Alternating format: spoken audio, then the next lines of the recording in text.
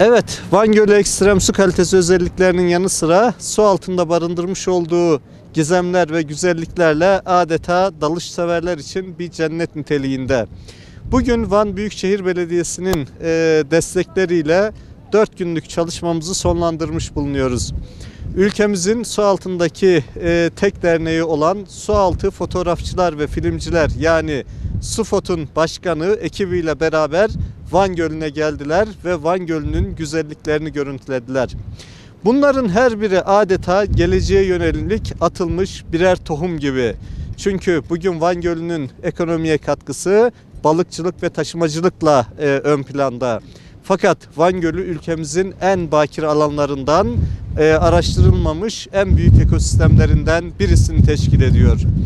Bu sebepten dolayı bu araştırmacıların yani Sualtı Fotoğrafçıları ve Filmcileri Derneği'nin bu bölgeye olan ilgisi bizler için çok önemli.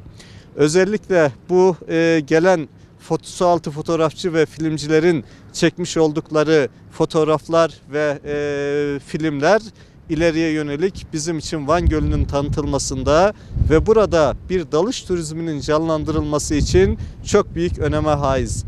Umuyoruz ki önümüzdeki günlerde Van Gölü'nün etrafında onlarca dalış okulu ve bu bölgenin gençlerinin görev aldığı onlarca dalış rehberi yetiştirilecektir. Bu noktada yapılan bu çalışmaların her biri ileriye yönelik toprağa atılmış adeta filizlenmeyi bekleyen birer tohum gibi.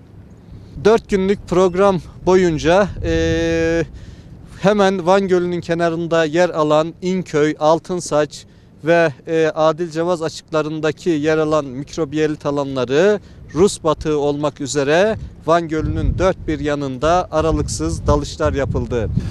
Sualtı fotoğrafçıları, filmcileri denizlerin altının gözü kulağı gibi çalışan insanlar. Dış dünyadan bütün bu köprüyü sualtı fotoğrafçıları, filmcileri sağlıyorlar. Çünkü insanlarımız için suyun altı bilinmeyen, görülmeyen ve fazla da önemsenmeyen bir alan ama böyle değil. Biz sualtı fotoğrafçıları, filmcileri genellikle Türkiye'nin dört bir yanındaki denizlere dalmaya alışkın insanlarız. Oradaki görüntüleri çıkarıyoruz. Ama iç sular aslında Türkiye'nin, Anadolu'nun en büyük zenginliği. Bunların başında da Van Gölü geliyor. Ne yazık ki biz Van Gölü'ne bugüne kadar hep uzak durduk. Bir içinde canlısının az olması belki bizleri böyle uzak durmaya neden oldu. Biz İnci Kefalı'yla tanıyoruz Van Gölü'nü ve İnci Kefalı son senelerde özellikle sualtı fotoğrafçılığı filmcilerinin gözdesi bir konu oldu. Ama onlardan daha da önemli bir mikrobiyolit olayı var Van Gölü'nde. Yani bugüne kadar Türkiye turizmindeki işte Kapadokya'daki o peri bacalarının görüntülerinin aynısı aslında Van Gölü'nün bir zenginliği ve burada var. Biz bugün fotoğraflarla bu 4 günde bunları ortaya çıkardık ve bütün amacımız bu köprüyü yine kurmak, Van Gölü'nün bu gizli kalmış güzelliklerini insanlarla tanıştırmak ve Van Gölü'ne bir katma değer katmak. Van Gölü'nün zenginlikleri gerçekten saklı kalmış ve bundan sonra da biz bu çalışmalarımızdan belki üzerine koyaraktan insanlara daha fazla gölün tanıtımını tüm Türkiye'ye yapmak istiyoruz ve yapacağımıza da inanıyoruz. Biliyorsunuz 2013 yılından beri mikrobiyalitlerin Van Gölü'ndeki dağılımlarıyla ilgili çalışmalar yapıyoruz. Çok çeşitli ekiplerle birlikte çalışmalar yaptık.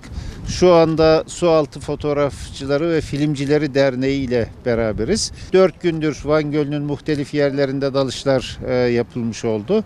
Mikrobiyalitleri genel anlamıyla ortaya çıkarmıştık zaten.